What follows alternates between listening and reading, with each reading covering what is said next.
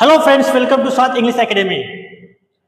आज ग्रामरचं basic starting जिथून होते ग्रामरची तो भाग आपण बघणार आहोत। आज आपण बघणार आहोत आर्टिकल। तुम्हाला माहिती एमपीसीची एक्झाम द्यायची असेल, यूपीसीची एक्झाम द्यायची असेल तर तुम्हाला आर्टिकल खूप महत्त्वाचे आहे। जर तुम्हाला आर्टिकल जमलं नाही आणि पेपरमध्ये 100% जे स्पर्धा परीक्षा देतात त्याला 100% आर्टिकल विचारलं जातं आणि मी तुम्हाला आज गॅरंटी देतो तुम्हाला ए आणि एन मी आर्टिकल 2 भागमध्ये शिकवणार तुम्हाला, पण आज तुम्हाला ए आणि एनचा प्रॉब्लेम तुमचा सॉल्व्ह करून देईल। आर्टिकलचा जो तिसरा नियम राहील ए आणि एनचा तुम्हाला नंतर सांगेल। तुम्ही फक्त हा व्हिडिओ पूर्ण बघा।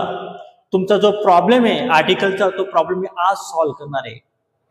तुम्हाला डीप मध्ये पहिला जो भाग असेल ए आणि एन तो पूर्ण डीप मध्ये सांगण्याचा प्रयत्न करणार आहे। तर बघा, तुम्हाला माहिती आहे आर्टिकलचे दोन प्रकार लक्षात ठेवा। पहिला आहे इनडेफिनेट आर्टिकल आणि दुसरा आहे डेफिनेट आर्टिकल। आता इनडेफिनेट आर्टिकल कोणते? ए आणि एन। आणि डेफिनेट आर्टिकल कोणतं आहे? द, काही लोक दी म्हणतात। एक आराखडा प्रकार काही लक्षात ठेवू नका। तुम्ही एक शॉर्टकट सांगतो तुम्हाला। आर्टिकल लक्षात ठेवायचे की आर्टिकल 3 प्रकार 2 आहेत, पण आर्टिकल लक्षात ठेवायचे 3। कोणता? ए, एन आणि द, बरोबर आहे। मग आता आज जे बघणार आहे आपण तो पाहणार आहे ए आणि एन। याचा वापर कसा करतात, काय करतात ते आज बघणार आहोत। कारण बघा, तुम्ही पाहिलं असेल की स्पर्धा परीक्षामध्ये ना भरपूर लोक आहे ना एक्झाम मध्ये 1-1, 2-2, 5-5 मार्कासाठी राहून जातात।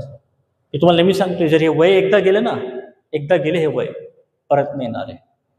म्हणून तुम्हाला ग्रामरचं जर तुम्ही मला या ग्रामरसाठी एक रिस्पॉन्स चांगला दिला, मी तुम्हाला एक सिरीज तयार करेन मी ग्रामरसाठी। आज तुमचा ग्रामरचा नाही प्रॉब्लेम सॉल्व्ह केला तर बोलायचं तुमचा ग्रुप एकदा मिळवून या। मी अशा मुलांना जे आपले सबस्क्रायबर आहेत त्यांना खूप स्वस्त मध्ये मी ग्रामर शिकवणार आहे। पुन्हा ए पासून तर झेड पर्यंत ग्रामर मी चॅलेंज देतो, तुम्हाला ग्रामर नक्की सोडवता येईल, 100% सोडवता येणार आहे। फक्त एक अट आहे, ते तुम्हाला कमीत कमी इंग्रजी वाचता आलं पाहिजे। मग आता बघा, आपण पाहणार आहे ए आणि एन बघणार आहे। ओके, बघा, हा ए म्हणजे सुद्धा एक आणि एन म्हणजे सुद्धा काय? एक। दोघांचा अर्थ काय? एक एक। पण दोघांमध्ये फरक काय आहे ते तुम्हाला समजेल। जर वस्तू एक असेल म्हणजे समजा पेन आहे एकच आहे तर तुम्हाला अ किंवा एन वापरावं लागणार। एकापेक्षा जास्त असतील तर हे दोघी आर्टिकल वापरायचं नाही।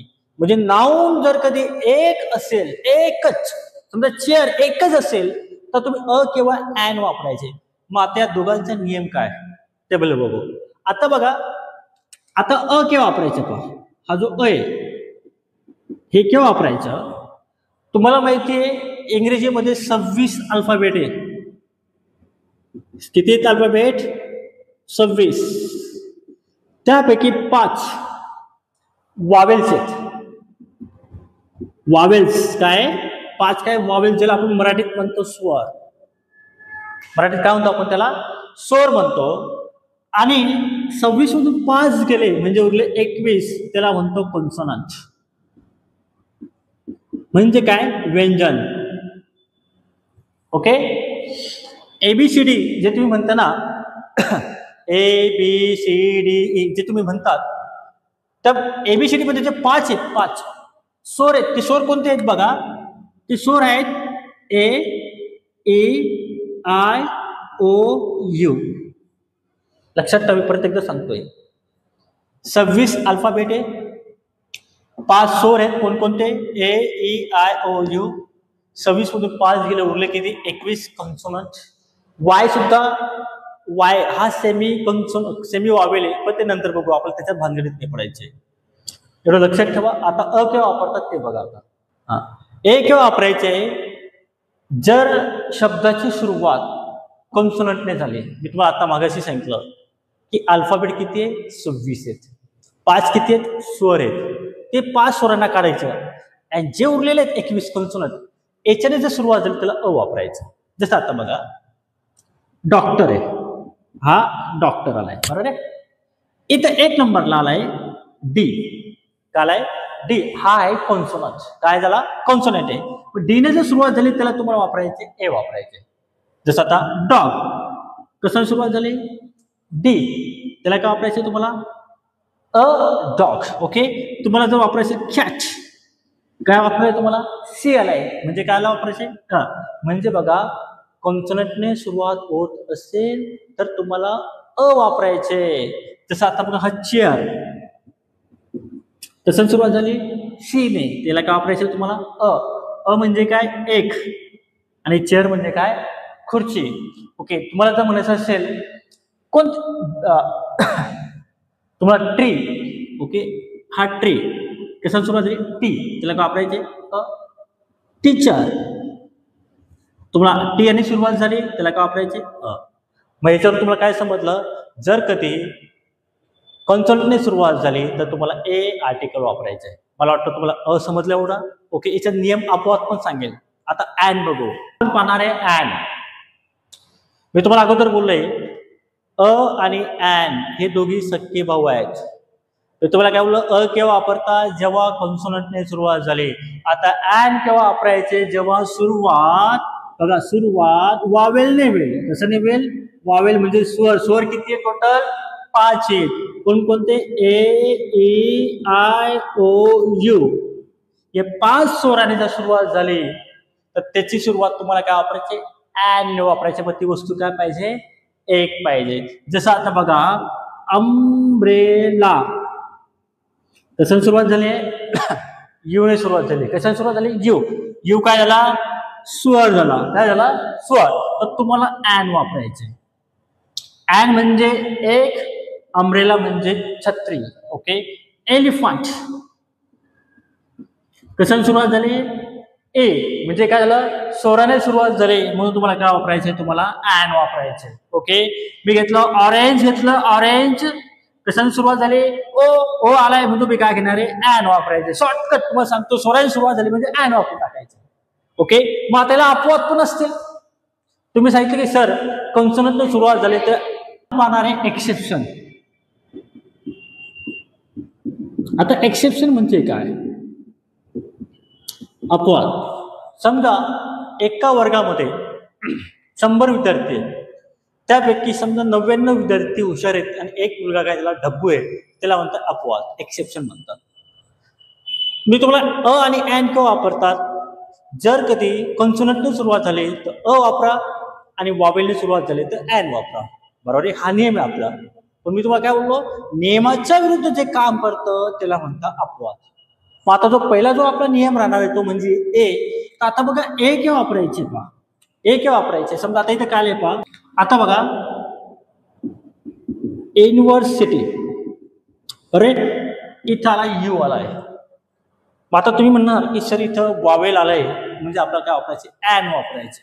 नाही, मी तुम्हाला अगोदर परत सांगतो, याचा उच्चार होतो यू. यू शॉर्टकट सांगतो, जास्त डीप मध्ये सांगत नाही. यू उच्चार आला, यू लक्षात ठेवा. सुरुवातीला जर कधी यू उच्चार आला तुम्हाला काय घ्यायचे? वापरायचे. बस लक्षात ठेवा. यू उच्चार आला तर घ्यायचे. मग आता तुम्ही नसर अम्ब्रेला, हो अम्ब्रेला यू आलाय, तो उच्चार काय होतो तुमचा? अम्ब्रेला असं म्हणतोय तुम्ही, यू नाही म्हणते. जसं दुसरं बघा युरोपियन. युरोपियन बघा उच्चार काय होतं? यू. यू आला का नाही तर तुम्हाला काय वापरायचे? वापरायचे. सेम युजफुल बघा उच्चार काय येतोय? यू उच्चार येतोय. यू उच्चार जर आला तर तुम्हाला काय यायचंय? जास्त डोक्याला ताण द्यायची गरज नाही. ओके. सेम वन आला, वन हा वन आला, वनला बी तुम्हाला काय वापरायचे? 1 रुपये. म्हणजे जिथं जिथं वन आला त्या ठिकाणी तुम्हाला वापरायचे. यांनाच म्हणतात अपवाद, एक्सेप्शन. म्हणजे काय? नियमाच्या विरुद्ध काम करणे. तर स्पर्धा परीक्षा आहे ना, सर्वात महत्वाची गोष्ट स्पर्धा परीक्षा देताना ना दिसतं तुम्हाला एंट्री क्वेश्चन नाही करावं लागत. ग्रामर जर तुम्हाला आलं ना, ग्रामरचे एक एक पाठ, तर 1 मार्कासाठी मी तुमचं कधी स्पर्धा परीक्षा हुकलं तर तुम्हाला कमीत कमी 1 वर्ष काही ना 2 वर्ष वाढवावं लागतं. जो जोश असतो तो कमी होऊन जातो. जसं जसं तुमचं वय वाढत जातं तसं तसं ते कमी होत जातं. म्हणून ग्रामर खूप इम्पॉर्टंट आहे. तुम्हाला जर कधी आवडलं हा लेक्चर तर मला नक्की कमेंट करून सांगतात की सर याचा मला पुढचे लेक्चर पाहिजे. मी तुम्हाला नंतर शिकवणार कसं वापरतात, क्या वापरतात. तर दुसरा आहे अँड. मी अचा तुम्ही पाहिला, आता अँडचा अपवाद. मगाशी मी तुम्हाला अचा अपवाद सांगितला. अपवाद म्हणजे काय, ज्याला आपण म्हणतो एक्सेप्शन, जे नियमाच्या विरुद्ध काम करतो. मला सांगा अँड का वापरतो आपण, जर वावेलने सुरुवात झाली तर आपण अँड वापरतो. आता मला सांगा मग HOUR इथं काय एच आलाय, काय एच, हा वावेल नाहीये, परंतु याच्या प्रोनाउन्स वावेल सारखं होतंय. जसं आता बघा वर अ उच्चार येते, हने येते, अ उच्चार येते. जर अ उच्चार आला तर तुम्हाला अँड वापरायचे. अँड म्हणजे एक, अवर म्हणजे तास, याचे उच्चार करायचे, अवर करायचे. सेम बघा ऑनरेबल, बघा याचे उच्चार काय करायचे, ऑनरेबल, हने म्हणायचं, अ म्हणायचं. त्यावेळेस ऑनरेबलला मी तुम्हाला काय वापरायचे, अँड वापरायचे. सेम बघा HEIR, याला एअर म्हणतात. एअर म्हणजे वारस, याला सुद्धा काय वापरायचं तुम्हाला, अँड वापरायचे. म्हणजे काय समजलं, जरी कॉन्सोनंटने सुरुवात झाली परंतु त्याचा उच्चार कधी वावेल सारखा होत असेल तर त्याला अँड वापरायचं. एवढं गोष्ट समजलं एक्सेप्शन. आता याचं दुसरं पण आहे एक्सेप्शन. एक्सेप्शन काय बघा, याच्यावर एक्सेप्शन काय पहा. शॉर्टकट, काही शब्द शॉर्टकट असतं बघा, शॉर्टकट ज्याला आपण संक्षिप्त रूप म्हणतात. ओके, संक्षिप्त रूप. जसं आता बघा फॉर एक्झाम्पल MLA, बरोबर आहे, हे शॉर्टकट. जरी सुरुवात कॉन्सोनंट नाही झाली पण याचा उच्चार आपण काय करतो, MLA. सुरुवातला काय आलंय, ए येतं ना बघा, MLA सुरुवातला काय उच्चार ए येत आहे, म्हणून आपण काय वापरायचे, अँड वापरायचे. दुसरं पहा SP, कसं म्हणतो याला, एस आणि पी. बघा उच्चार काय ते, इथं पहा ए उच्चार येतोय म्हणून आपण काय वापरायचे, अँड SP. जसं MSC, MSC बघा सुरुवातला काय आलंय, अँड वापरायचे. आता तुम्ही नसं मग बी आला, बी आहे, बी आणि ए याचे उच्चार काय ते, ब येतं, ब, त्याला अ वापरायचं. एवढं समजलं. जर कधी तुम्हाला वावेलने उच्चार येत असेल तर तुम्हाला काय वापरायचे, अँड. ML आला, SP आला, MPC आलं, तुम्हाला काय करायचंय, अँड वापरायचे. ओके, मी अपेक्षा करतो हे बेसिक आर्टिकल तुम्हाला समजलं असेल. जर तुमची कधी इच्छा असली तर याचा पुढचा ॲडव्हान्स स्ट्रक्चर पण मी शिकवेल तुम्हाला. मी तुम्हाला पुढच्या लेक्चरला शिकवेल केव्हा वापरतात, कशा पद्धतीने वापरतात. आणि बघा पेपरमध्ये, स्पर्धा परीक्षेमध्ये आर्टिकल 100% विचारलं जातं, 100% विचारलं जातं. ओके, मग आता मी तुम्हाला काही आता याच्यावर आधारित तुम्हाला काही वाक्य देतो. ओके, ते वाक्य तुम्ही लगेच स्क्रीनशॉट करून घ्याल, ते वाक्य मला सोडून दाखवशाल. ओके, आणि जर तुम्हाला ते वाक्य सोडलं, मित्रांनो तुम्हाला हे वाक्य दिले मी, फक्त या रिकाम्या जागी काही फक्त अ किंवा अँड हे दोनच वापरायचे. जसं पहिलं वाक्य बघा, I am dot doctor, my father is dot MLA, the cow is dot useful animal, the dog is dot dot faithful animal, I write dot dot a letter, Neha is dot dot a teacher, her father इथं is राहिला, her father is इथं dot, her father is dot dot engineer. आता या रिकाम्या जागी कोणतं article येईल हे मला तुम्ही सोडून दाखवायचं. जर तुम्ही हे वाक्य सोडून दाखवलं तर मला समजेल की तुम्हाला हे वाक्य यायला लागले. तुम्हाला हा लेक्चर आवडला असेल तर नक्की लाईक करा, कमेंट करा, तुमच्या मित्रांना सुद्धा शेअर करा. मी तुम्हाला ग्रामरचे एक पार्ट सांगेल, ए पासून ते झेड पर्यंत गॅरंटी सांगतो. तुम्हाला जर ग्रामरमध्ये नाही सोडवता आला तर बोलायचं. तुमचं मी ग्रामर इतक्या सोप्या पद्धतीने शिकवणार आहे ना, की इतक्या सोप्या पद्धतीने आजपर्यंत कधी शिकलं नसता, इतकं सोपं करून तुम्हाला सांगणार आहे. म्हणून ह्या चॅनलला नक्की लाईक करत जा, सबस्क्राईब करत जा आणि शेअर करा. Thank you very much.